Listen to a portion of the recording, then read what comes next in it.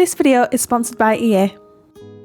Hi again everyone, welcome back to my channel and welcome back to a very special speed build here in The Sims 4. I hope you're all having the most amazing day ever so far, and thank you so much for joining me here today. And thank you also once again to EA for sponsoring today's video. So EA emailed me a few days ago and asked me to build a craftsman-style family house in San Sequoia and share it with you all. And this is what I ended up coming up with. It is a house for 7 Sims. It has 3 bedrooms and 2 bathrooms and is located on this beautiful lot which overlooks the bay, and I'm obsessed. I am obsessed with this house. It's also worth noting as well that this house only requires base game and growing together as well, which is super exciting. So we have restricted with the packs with this house, which is something that I don't do often enough, and it's something that I've been promising you all for quite some time. So it's really exciting for me to be able to share this because we showcase some of the items that are obviously in base game. Obviously we've just had a base game update that's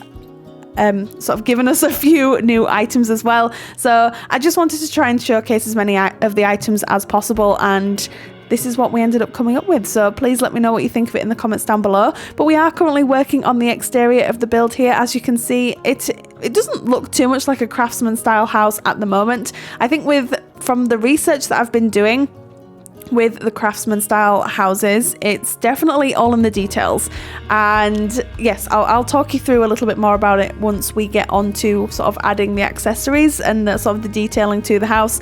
But the colour scheme we end up going for is this sort of lovely dark browny grey siding that came with growing together, which I'm obsessed with. I've been wanting to use this siding for quite some time. The first house that I uploaded, I'll pop a card in the top right hand corner for you now. The first house that I uploaded was very soft and sort of pastel-y based, and this is a lot more bold and just crisp, I suppose is the word I would use. The interior design is very, very family friendly. It's kind of mismatched. There's not a real sort of style in the interior decoration, but I absolutely love that about this house because it gives it so much sort of characteristic and depth, and it just tells a story. So we'll talk a little bit more about that when we get onto the interior of the house. But as you can see, we are starting to add our detailing to the exterior here, and the house has pretty much already taken shape. So it doesn't look like it took me a long time, but this is my, I think, 3rd attempt at this particular house, because when I was asked to do a craftsman style house,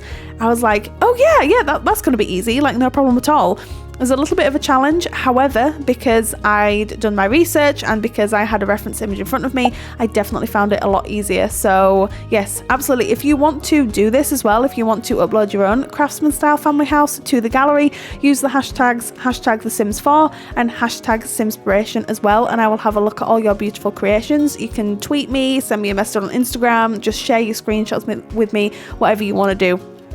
But yes, I wanted to try and use as many items as I possibly could from growing together, because whilst I used a lot of them in my previous speed build, and I've also been doing some room speed builds as well where I'm using only base game and growing together too, I really wanted to try and use as many in this particular house because we had a lot more room to do it, and because it was base game only and growing together, it definitely allowed me to explore this lovely house type. And so I hope that makes sense. It probably doesn't. I'm not the best at explaining things, but anyway, as you can see, we're starting to look very craftsman-like. We're starting to do it now with the windows and all of the detailing that we're adding here. This is where we start adding the landscaping. I definitely toned back, I would say, on the landscaping with this build. I normally go like nuts with my landscaping, but with this one I didn't want it to be too overwhelming, and I also wanted the landscaping to really sort of accentuate the colour scheme of the house and everything like that. So hopefully I achieve that with this. You'll have to let me know what you think in the comments down below.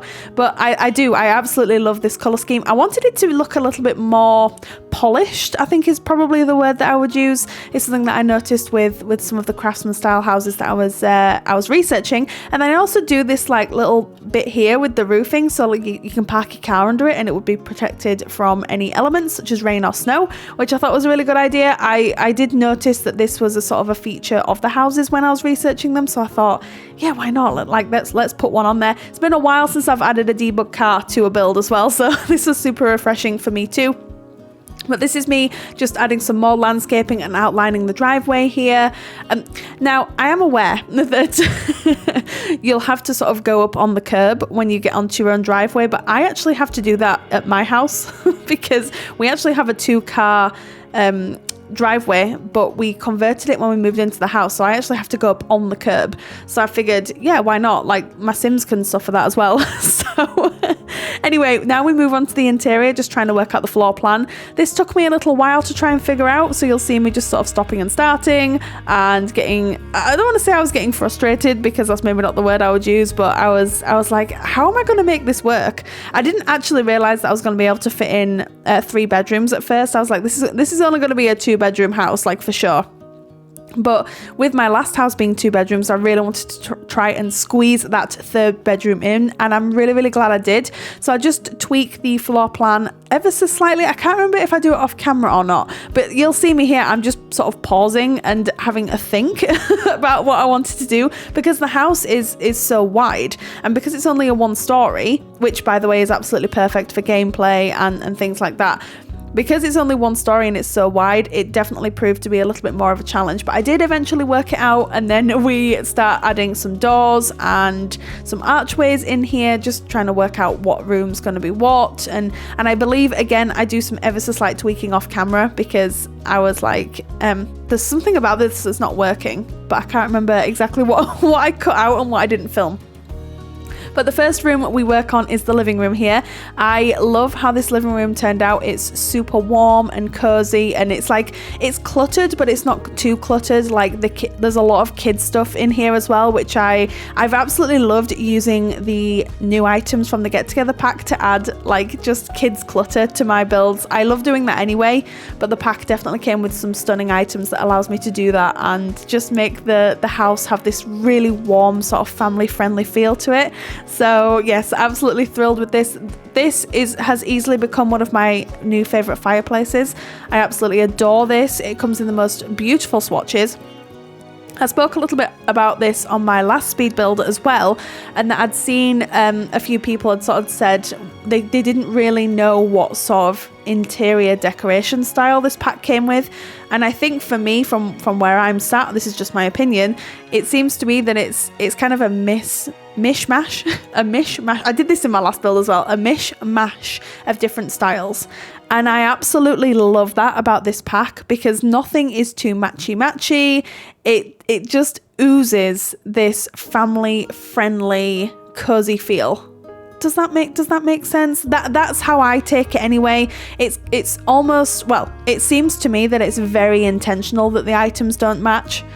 That's my opinion anyway. I'm not going to harp on too much about that. But as you can see, this is where we sort of go in and start adding some kids items. So we do have, in my head, we have 4 children, 1 infant, and then the 2 parents. So that was the sort of family dynamic that I'd envisioned with this house. And my gosh, 4 children and 1 infant. Wow, like that's already making my head hurt, and I'm not a parent, but like but I love the fact that we can just tell a story through our builds, and this is definitely what I wanted to get across with this house, is that the family just love each other so much. All they want to do is spend time together. That's why the parents aren't that bothered about the slight mess around the house, like the kids leaving their toys everywhere, and the kids definitely have like their rooms are very much designed for the kids. The parents just love their kids so much, and I really, really wanted to get that across. So the kitchen was probably the room that proved the most challenging for me. Now, I don't usually struggle when I do like a base game only, for example, with my kitchens, but for some reason this was stumping me a little bit, and I'm not entirely sure as to why.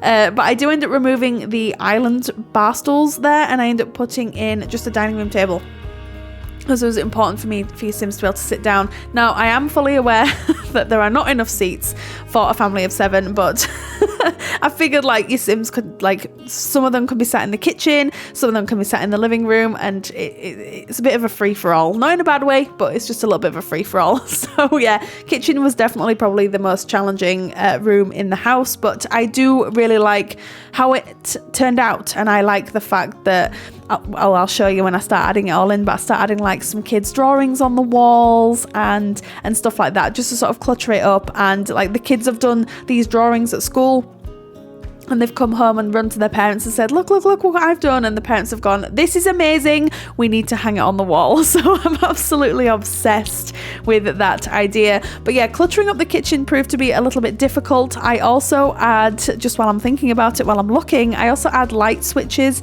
I believe, to every room. I think I've probably forgotten the bathrooms, but it's something that I could definitely change before I upload this to the gallery. So I'll try and remember to change it. But I don't add light switches to my builds really ever, but with this one, because I was only using base game, they stuck out like a sore thumb. So I was like, oh, okay, I can put light switches in this house. Yet another reason I need to do more pack restricted builds, because it definitely allows me to use items that I probably wouldn't ever really gravitate towards. So this is when we start cluttering up some of the bits of the kitchen here. Basically, the kitchen's a great size, but it's also quite an awkward shape in a way. And I don't know, I was like, there's a lot of sort of wall space here, because I didn't want to like cover all the walls in counters, because I think that can look a little bit silly. So I just think it looks a lot better when you do sort of half and half. That's, again, just my opinion, but this is very similar to my kitchen in real life. So it's like we've got a kitchen dining space, and half of it's kitchen counters. We do have an island in the middle of ours, but then we've got the dining room table off to the side there. So maybe I was taking inspiration from my own house. I have no idea. Anyway, this is where I started going in and adding some sort of decorative pieces to the walls here, so like the kids' drawings. And I think it's so, it just tells a story. Like there's a frame with like the baby's handprints in from when they were growing up and stuff like that. And it's just, it tells a story as you're sort of going around the house, and you can start like picking out little bits here and there. And I love doing that with my houses, and it's definitely something that I loved doing with this particular house as well. So the kitchen is almost finished. I believe I'm just having a look at my footage here. Yes, the kitchen is almost finished. I just add a little base game rug onto the tiling here. Now, let me just say this, because I've tried having a rug in my own kitchen in real life, and I removed it within 2 days, because I was like, I'm just getting so wound up with it. But in my Sims houses, it's a staple. It's like it's an absolute must. Anyway, this is the main bedroom. So this is the parents' room. Now, it's a very good size. As you can see, there is an ensuite off to the left here. I did decorate the bathrooms off camera, just because they're not the most interesting rooms to decorate in the world, are they? But I actually really, really like how they turned out. So if you do download this house, then let me know what you think of them. There's a fireplace in here, just because I figured it's such a big space, and this wall was like almost begging for this gorgeous fireplace from I was going to say Get to Work. Where the heck did that come from? I meant Growing Together. So anyway, add some clutter onto the walls here. So your Sims can actually add, so those picture frames that I added on the right hand side of the fireplace there, your Sims can add their own family pictures in there.